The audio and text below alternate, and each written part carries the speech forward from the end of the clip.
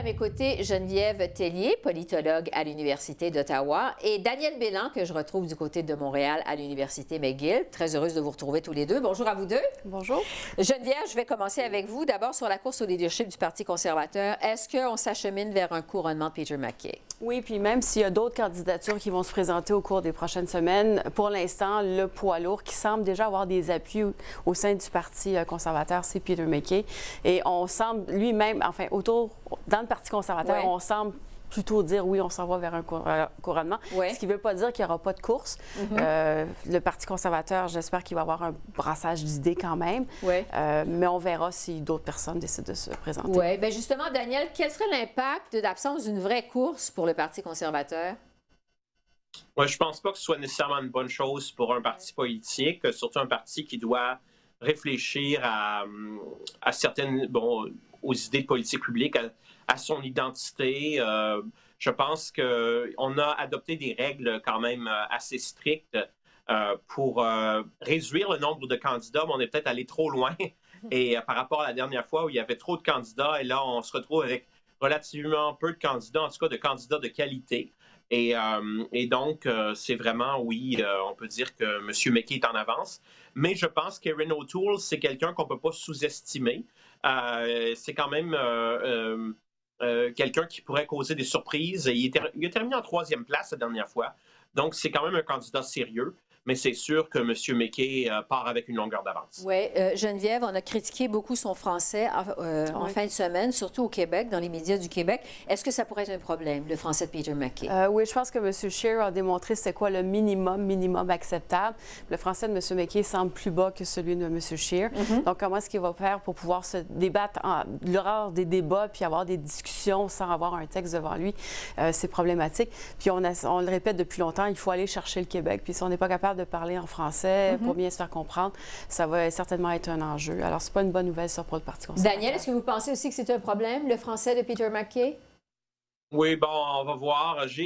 C'est sûr que la semaine dernière, son discours, c'était pas trop fort en français, mais j'ai été écouter quand même une entrevue, par exemple, qui avait été donnée en 2015 en français, et il se débrouillait mieux à l'époque. Peut-être que être dans la course, s'il va au Québec et dans les régions francophones en Ontario ou au Nouveau-Brunswick, il parle aux gens en français, je pense qu'il est rouillé, mais qu'il a une base quand même. Donc, on va donner la chance au coureur, mais je pense qu'il a besoin d'avoir quelqu'un qui va travailler avec lui à partir de maintenant. Oui, c'est ça. Et il doit avoir certainement une base, puisqu'il a été ministre quand même. Il a habité longtemps à Ottawa. On peut penser qu'il s'exprime. Il connaît la réalité francophone, puis il sait que c'est un incontournable.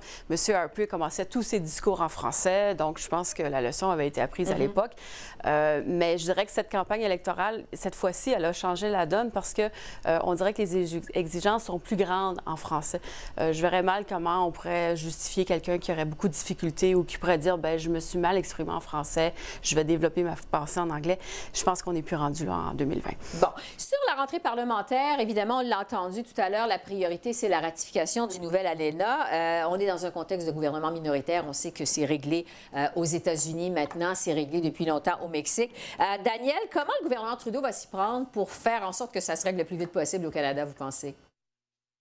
Écoutez, je pense qu'ils peuvent brandir la menace d'une réaction de Donald Trump parce que si ça prend trop de temps, Donald Trump peut s'impatienter parce que ça a été ratifié aux États-Unis et au Mexique déjà. Donc, je pense que Donald Trump, s'il ne se souvient là, de ce qui se passe au Canada, parce qu'il nous oublie de temps en temps, ce qui est une bonne chose probablement, mais quand il se souvient du Canada, puis il regarde au nord, et puis il voit, s'il s'aperçoit que ça prend trop de temps, on pourrait devenir une cible de ces attaques. Donc, les libéraux peuvent utiliser ça certainement.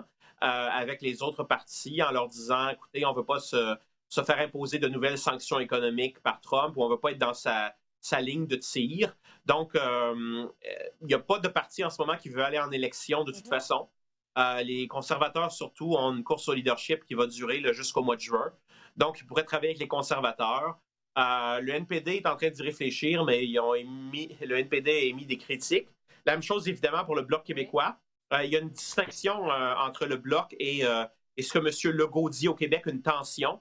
Je pense que M. Legault souhaite une ratification rapide et la position du Bloc est en porte-à-faux par rapport à ce que M. Legault a dit, ce qui pourrait devenir un problème pour M. Blanchet. Oui, parce que c'est vrai que les deux ne sont pas d'accord sur l'ALENA. Geneviève, est-ce que le Bloc, justement, le NPD, pourrait mettre leur menace à exécution pour voter contre l'ALENA ou aller chercher des nouvelles mesures, des concessions? Est-ce qu'on pourrait voir ça? On pourrait voir ça. Je pense que le Bloc est mieux positionné parce que la demande du Bloc est relativement facile. C'est si vous aidez des producteurs laitiers, on va vous appuyer. Je pense qu'en substance, c'est ça. Et donc, si le gouvernement fédéral bonifiait l'aide aux producteurs laitiers, ça serait peut-être suffisant pour que le Bloc appuie l'accord. Donc, ça, on verra. Maintenant, le Bloc et le NPD pourraient très bien ne pas ratifier l'accord. Je pense que les conservateurs vont le faire. Mais le problème plus général, c'est que les partis devraient expliquer pourquoi ils ne ratifieraient pas l'accord. Et c'est ça qui est compliqué parce en ce moment, la population canadienne est plutôt pour l'accord. Mm-hmm. On a tous poussé un soupir de soulagement en disant, bon, finalement, on en a un. On sait que c'est pas facile avec M. Trump. On sait que c'est pas le meilleur. Mais les partis n'ont aucune alternative à proposer. Alors, si on décide de ne pas ratifier l'accord, on fait quoi? On retourne voir M. Trump qui a déjà signé, puis les Mexicains, ça marche pas, là. Alors, le fardeau de la preuve est sur les partis d'opposition. Ouais. Mais moi, si j'étais le Parti libéral, je serais assez confiant que ça serait signé. La question qui reste, c'est ça va prendre combien de temps? Est-ce que les partis d'opposition vont vouloir faire de l'obstruction, faire durer le plaisir, montrer un peu un rapport de force? Et là, on verra c'est quoi l'expérience et l'expertise des libéraux pour accélérer les choses. Il me reste quelques secondes. Daniel, je vous entends. C'est donc la reprise des travaux aujourd'hui aux communes. Qu'est-ce que vous allez surveiller en quelques secondes, à part la ratification de l'ALENA? L'aide médicale à mourir parce qu'il y a une date limite du 11 mars pour effectuer des changements législatifs. On va peut-être demander une extension de ce délai-là, qui était, bon, c'est un délai c'est la Cour supérieure du Québec dans ses décisions du 11 septembre.